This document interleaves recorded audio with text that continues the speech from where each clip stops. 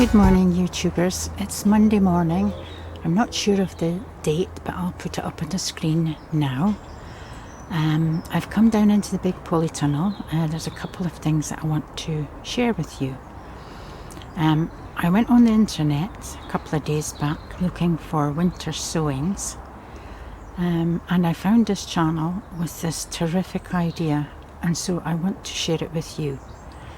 Normally I would sow my tomato seeds. I'd sow them in January, but I'd have to keep them indoors.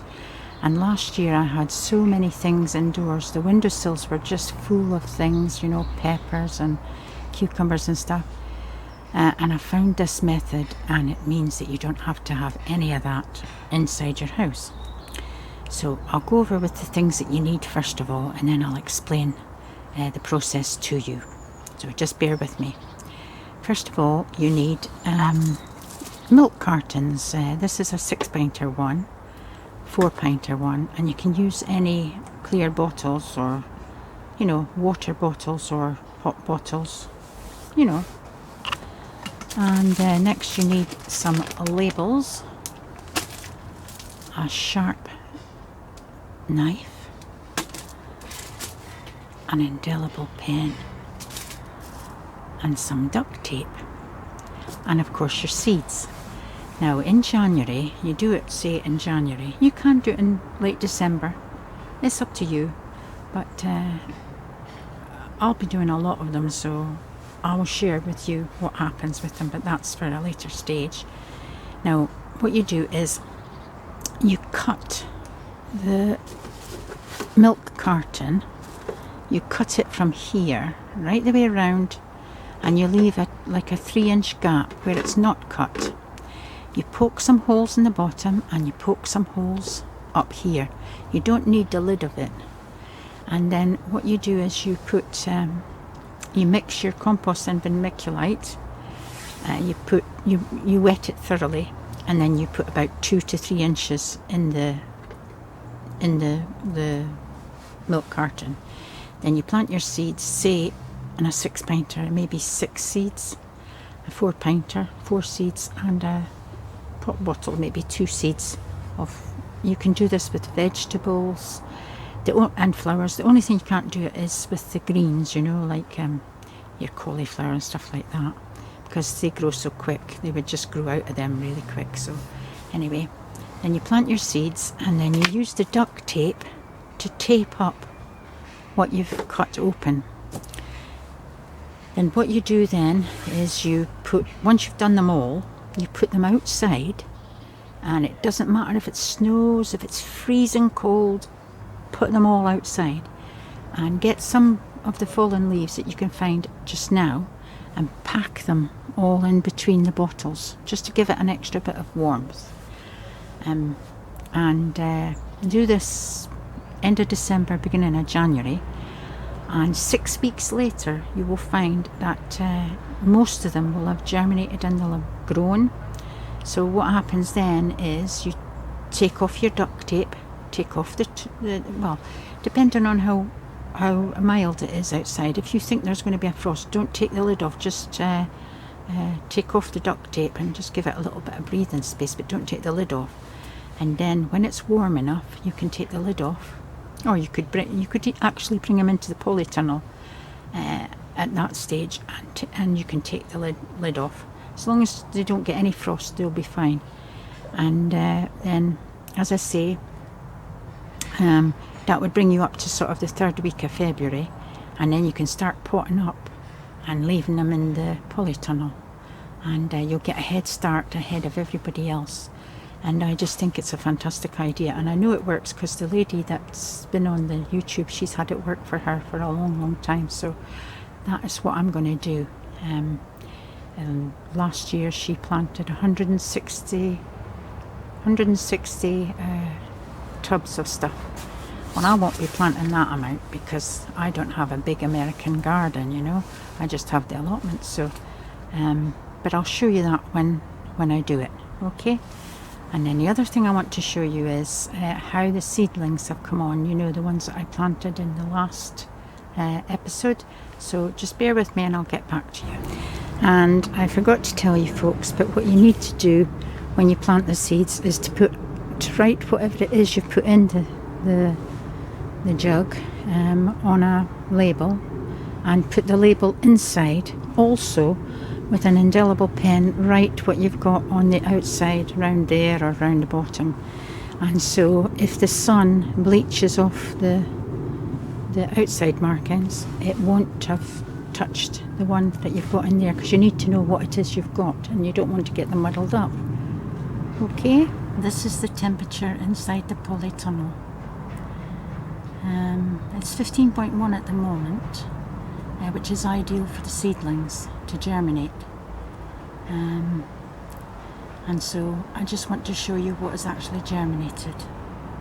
Bear with me. Right then folks, I think I showed you these evening primroses. A lot of them have germinated. I think they've all germinated because there was only a few seeds in the packet, so they've all germinated. Also, that Malva zebrina that I planted, I think it was in the last episode, or it might have been the episode before. I know it was on the 11th of October, and they're starting to come through. And also the cornflower that I planted the same day, the cornflowers, they're rushing ahead there. So that's good, isn't it? And then I'll just give you a quick view of what we've got in here. It's all growing nicely.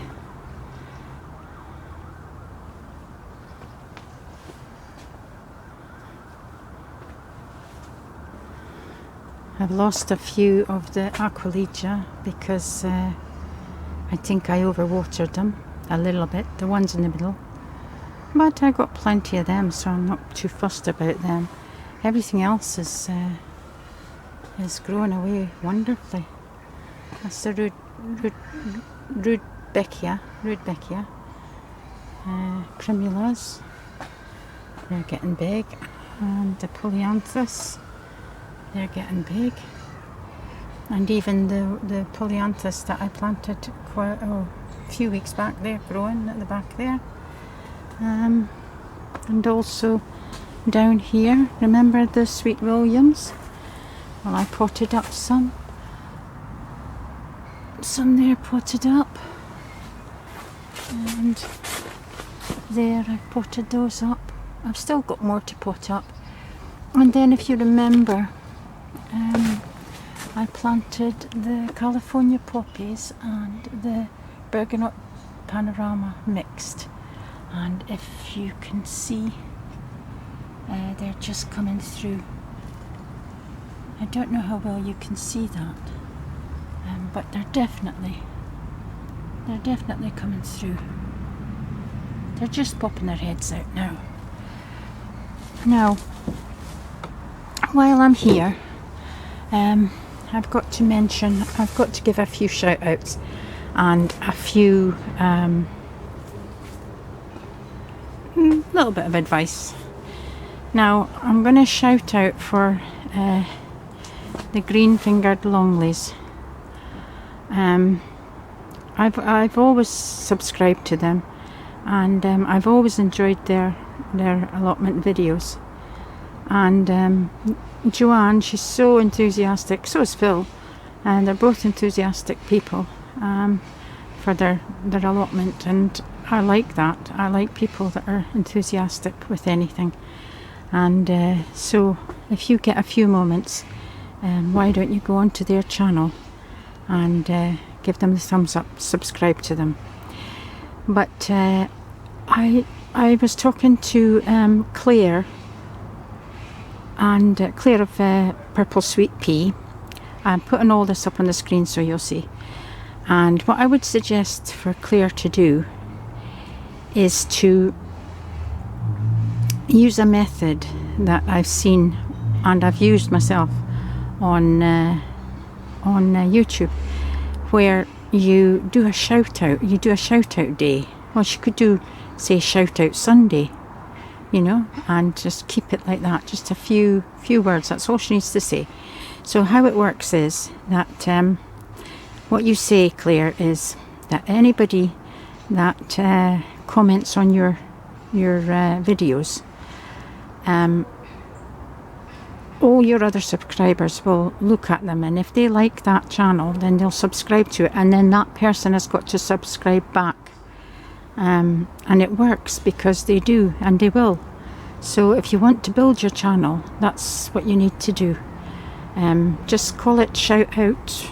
Do it on a Sunday. Shout out Sunday sounds good.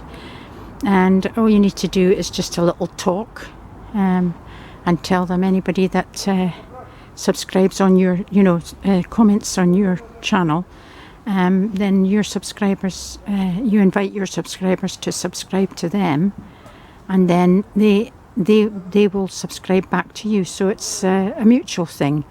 It benefits both parties. So that's what I would suggest for you, Claire, and I hope that helps you.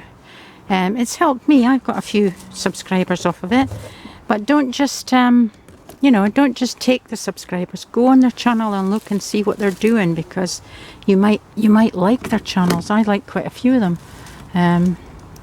I've had about 20 in the past subscribe to me, and I do like their channels. So not all of them, but most of them I like. So if you want to do that, Claire, I would highly recommend it. Now, this is only a short video today because we haven't been down the allotment, and there's not a lot going on in the allotment at the moment. But I think I've got a couple of other things that I'll just pop into this video just for the sake of doing it. Okay? Well, that's all for now, folks. See you in the next video. Bye for now.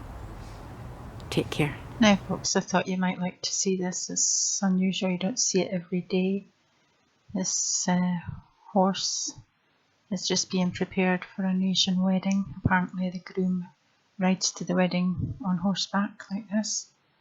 Horse's name was Mark, and this was just across the road from my son's house. They were doing this. I thought maybe you'd want to see this, YouTubers. It's habanero pepper. I took it indoors because it was getting too cold for it in the polytunnel. And just look at the amount of peppers. I would have got off it, or I might still get off it. It's just festooned with it.